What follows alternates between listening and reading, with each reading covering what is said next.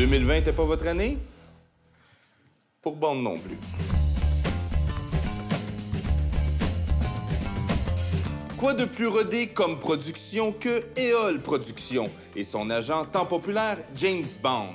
25 films sous la cravate en 6 décennies. Mais pour célébrer cet anniversaire, la vie leur donna un petit cadeau. Le genre de cadeau bricolé que vos enfants vous donnent à Noël. C'est pas vrai, les enfants. Le bal commence en 2015 avec une entrevue de Daniel Craig pour le magazine Time Out. Il réfute qu'il aimerait mieux se couper les poignets avec du verre cassé plutôt que de rejouer James Bond. Il en rajoute une couche en mentionnant qu'il n'en a rien à faire du prochain acteur qui interprétera James Bond. Bon, faut dire que durant le tournage de Spec, il s'est quand même cassé le genou, fait opérer aux deux, s'est refait faire l'épaule droite au complet et cassé le pouce.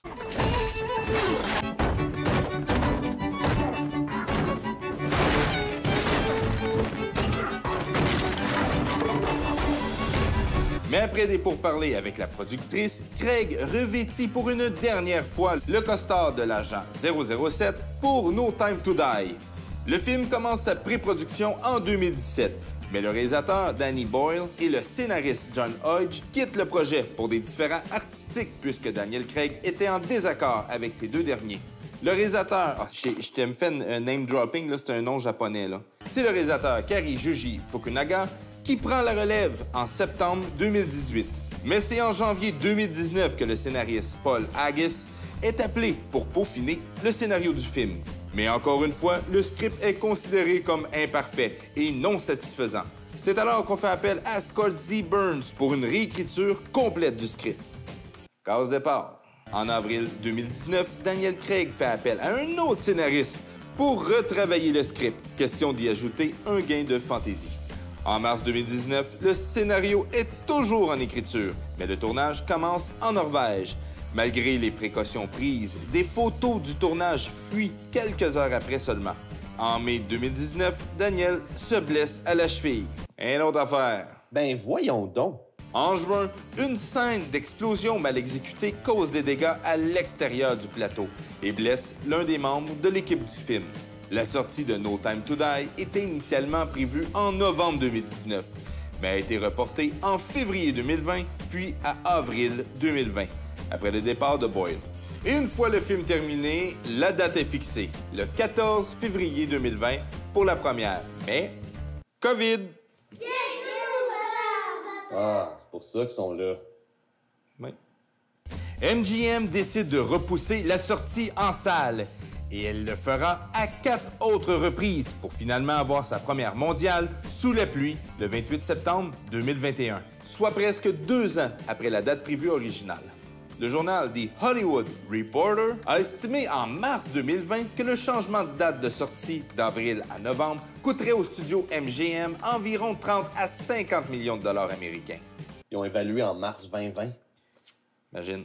Mais comme si ce n'était pas assez, la plupart des commanditaires qui se sont vus promouvoir leurs produits en échange de visibilité dans le film ont demandé à la production de refaire des scènes, puisque leurs produits étaient déjà vieux ou carrément plus sur le marché. Et qui dit placement de produits, dit... Promotion des cellulaires! Non, des autos. Bien entendu, Aston Martin n'en manque pas une et place soigneusement son nouvel hypercar à moteur central, le Valhalla. La Valhalla, bien en évidence, mais statique.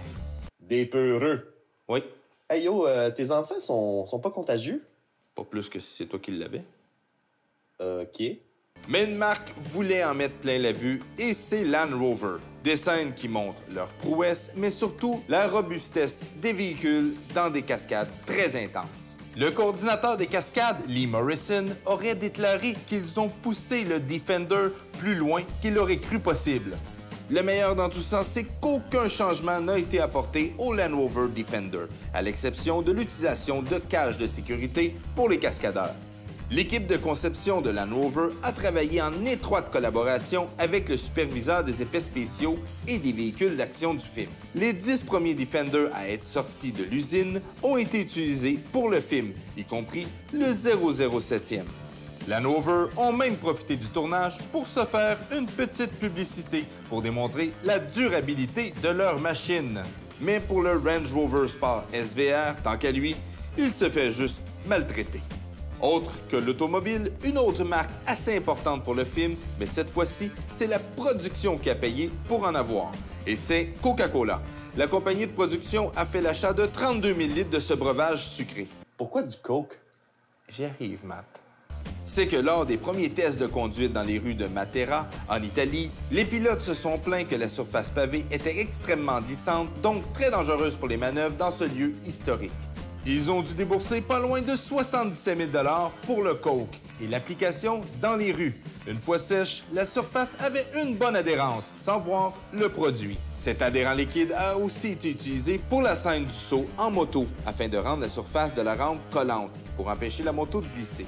La production a répandu la boisson gazeuse dans toutes les rues de Matera avec leurs courses de moto et de voitures, ce qui a nécessité un gros travail de nettoyage par la suite. Alors, je vous ai fait un petit top 5 hommage au film passé. Voulez-vous le voir? Oui! Numéro 5. Bond conduit une Toyota Land Cruiser de la série G90. La dernière fois qu'une Toyota a été utilisée par Bond est en 1967 dans On ne vit que deux fois. C'était une Toyota 2000 GT décapotable. Hey, quand même! Non, touche pas, touche pas. Oui, mais touche pas. La dernière fois, t'as cassé ma télévision. Non, non, non, non, non, non, non, non, non, non. Numéro 4. Land Rover, qui joue souvent les voitures des pas fins, entretient un partenariat depuis 1983 avec la franchise officielle de James Bond. Mais c'est Jaguar qui est l'ennemi juré de Bond. On se rappellera de la Jaguar XKR dans Die Another Day ou de la Jaguar CX-75 dans Spectre. Pour mourir peut attendre, on a le droit à une apparition plus timide de deux Jaguar XE-S. Numéro 3. La Aston Martin V8 avait fait son apparition dans Living Daylights de 1987. Les laboratoires Q mettent le paquet pour en faire une des voitures de Bond les plus meurtrières à ce jour. L'Aston Martin est équipée de pneus à crampons, de missiles, de lasers, d'un écran de guidage, des missiles, d'une minuterie d'autodestruction et des skis. T'as tout ça, puis t'as des skis, tu sais. C'est badass. Numéro 2. Au début du film, en voiture, James, Daniel Craig, dit la phrase « Nous avons toute la vie devant nous », qui est la même phrase que James, alors incarné par George Lazenby, dit à sa femme avant d'être tué à la fin du film au service secret de Sa Majesté. There's no hurry, you see. We have all the time in the world. We have all the time in the world. Ça fait qu'on parle pas d'auto?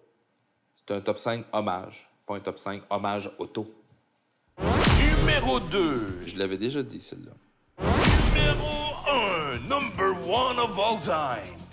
L'Aston Martin DB5 est la quintessence de la voiture de James Bond. C'est l'une des voitures les plus reconnaissables et les plus célèbres de l'histoire du cinéma. Dans le roman original, Bond conduisait une DB Mark III. Mais les producteurs de l'époque avaient choisi d'utiliser une DB5 plus récente, qui était sortie seulement 3 mois avant le tournage. L'équipe des effets spéciaux ont ajouté un grand nombre de gadgets à la voiture, notamment un siège éjectable, des mitrailleuses, un écran de fumée et j'en passe. Cette voiture est apparue dans pas moins de 7 films au total. Durant le dernier film, 8 voitures de cascade Aston Martin DB5 ont été construites spécialement pour le film et 2 vrais Aston DB5 ont été utilisés pour les gros plans. OK. C'est dans la nuit du 25 octobre 2019 que le tournage du film se termine. Celui-ci aura donc duré 7 mois. Le film de James Bond le plus cher de tous les temps, avec un budget d'environ 250 millions de dollars US, battant le précédent détenteur du record des films de James Bond, Spectre, en 2015, dont le budget était d'environ 245 millions de dollars US. Les critiques pointent du doigt une grande quantité de placements de produits. Certains disent que c'est un film raté et critiquent notamment l'hypocrisie politiquement correcte du film. Daniel Craig a endossé le costume de Bond à 5 reprises durant les 13 dernières années. Il déclare avec émotion lors d'une soirée avec ses collaborateurs du film qu'il était ivre. déclare qu'il était ivre. Mais après, il dit d'autres choses. I just want to say, I'm really quite drunk now, so... Il déclare que ça a été l'expérience la plus formidable de sa vie. Ouais, il a oublié l'entrevue dans Time Out. Oui, mais il était ivre. Le prochain James Bond n'est pas encore dévoilé au public. Mais les acteurs Régé Jean Page, Tom Hardy ou Idriss Elba seraient dans la course pour devenir l'agent 007. As-tu écrit ton nom sur le plancher? Oui, il a écrit son nom. Regarde, Ryan, un truc comme ça, là. Quand tu fais un mauvais coup, tu marques pas ton nom.